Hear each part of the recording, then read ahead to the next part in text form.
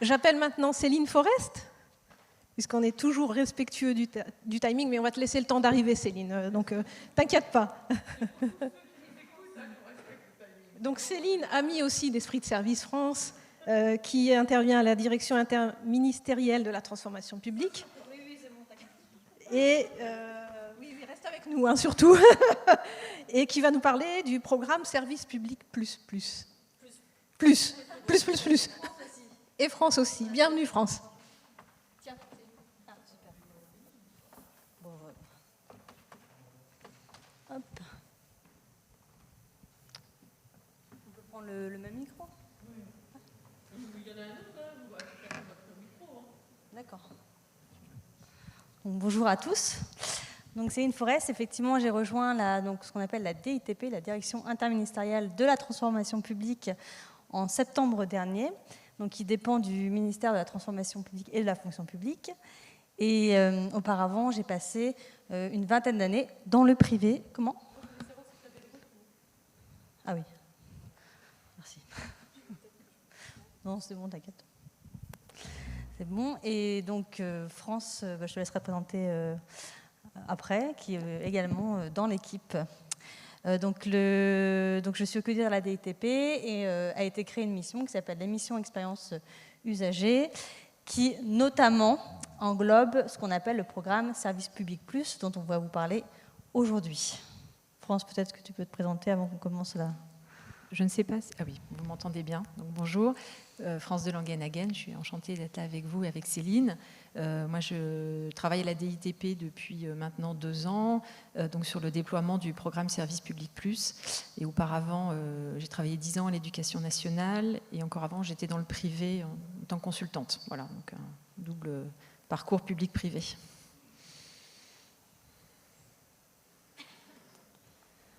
Alors, oui, le programme Service Public Plus, c'est ce qu'on appelle un programme d'excellence opérationnelle, d'amélioration continue pour les services publics.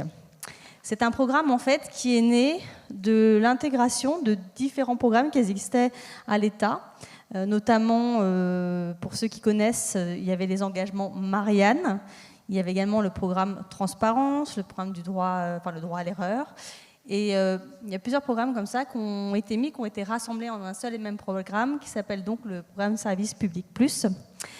Et c'est né, c'est une réponse aux attentes des Français qui s'expriment, qui se sont exprimés, avec alors ce qu'on peut retrouver effectivement parfois également dans le privé, hein, qui demande plus de rapidité, plus de simplicité, plus de joignabilité, qui demande également de la personnalisation et plus de simplicité, on en a parlé, et de la transparence.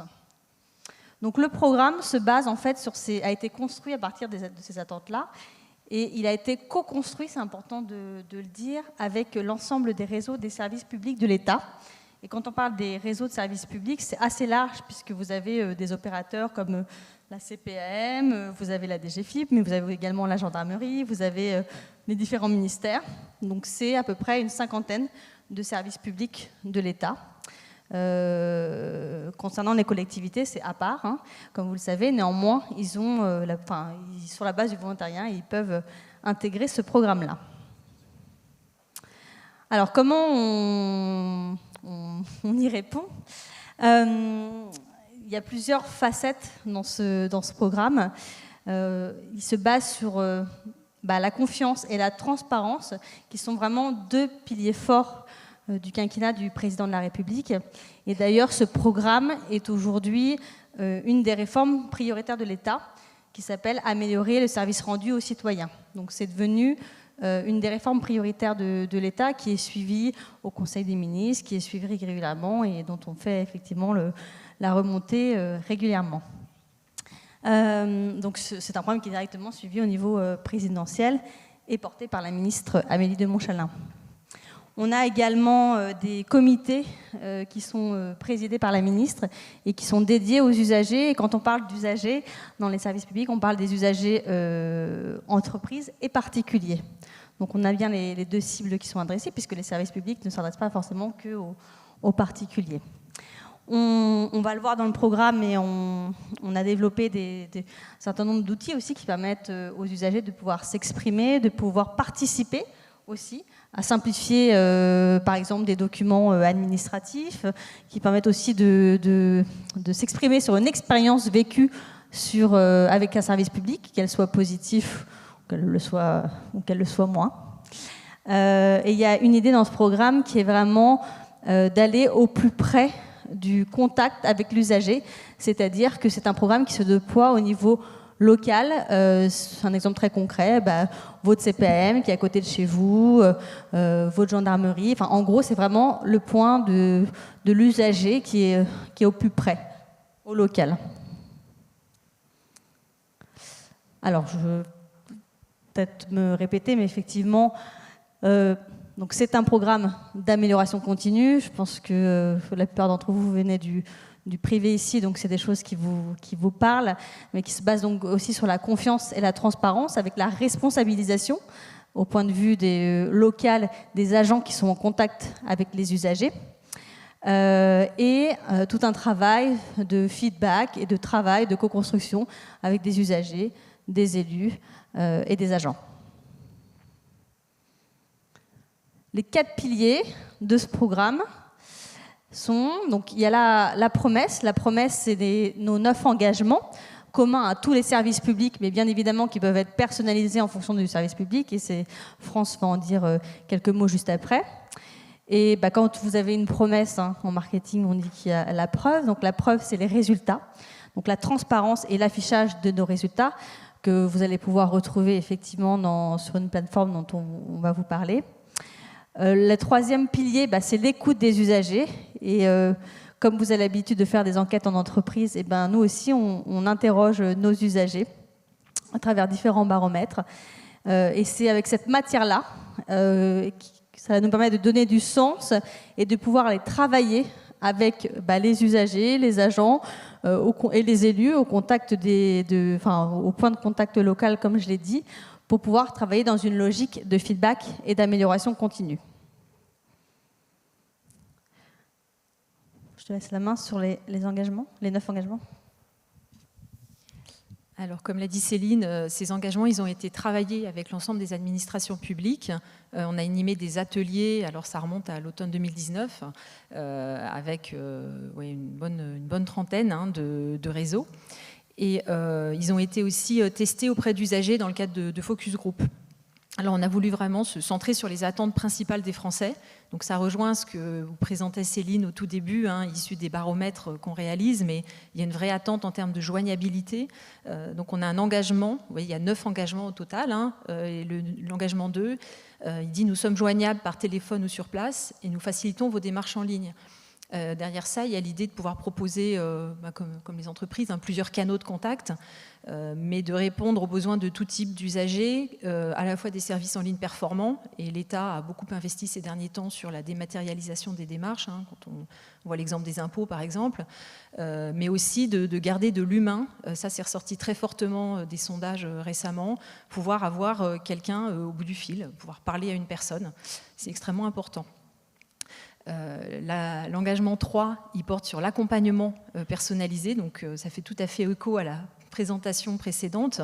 Il y a une demande de personnalisation, de prise en compte de toutes les situations particulières, handicap, personnes à mobilité réduite, personnes en précarité, etc., les situations d'urgence, ce que les services publics savent généralement pas très bien faire, et donc il y a une volonté de s'améliorer vraiment là-dessus. L'engagement 4, il porte sur l'orientation. On a tous vécu un jour ou un autre un peu la maison des fous d'Astérix, vous savez, où on vous contactez telle administration par téléphone, on vous renvoie à telle autre par mail, etc. À la fin, on est complètement perdu.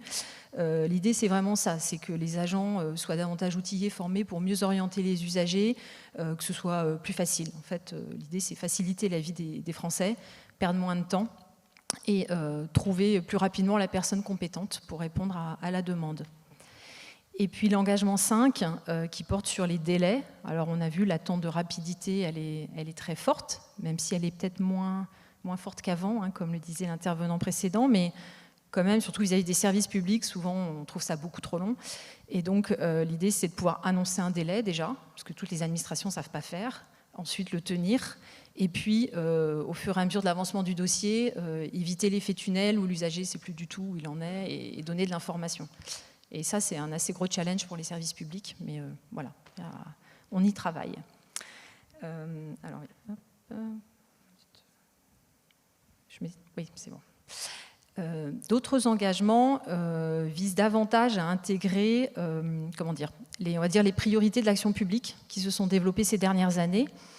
L'engagement 1, il apporte à la fois des attentes sur le plan de la relation, c'est-à-dire la courtoisie, le respect mutuel, qui existait déjà dans les engagements Marianne précédents, mais aussi des principes de bienveillance et de droit à l'erreur qui sont portés par une loi qu'on appelle la loi ESSOC, qui date déjà d'il y a 2-3 ans.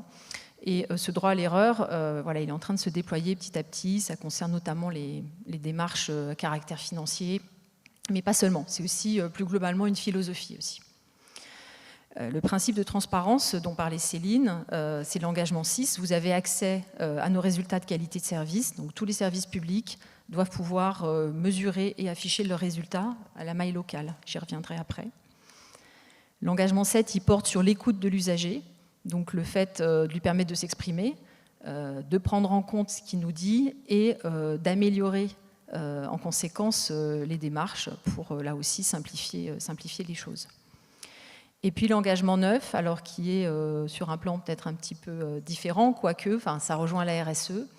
Donc l'État aussi s'engage dans l'éco-responsabilité et considère qu'il doit être exemplaire en la matière. Et donc il y a un engagement qui a été pris qui s'intitule « Nous sommes éco-responsables », sur lesquels on travaille de manière interministérielle.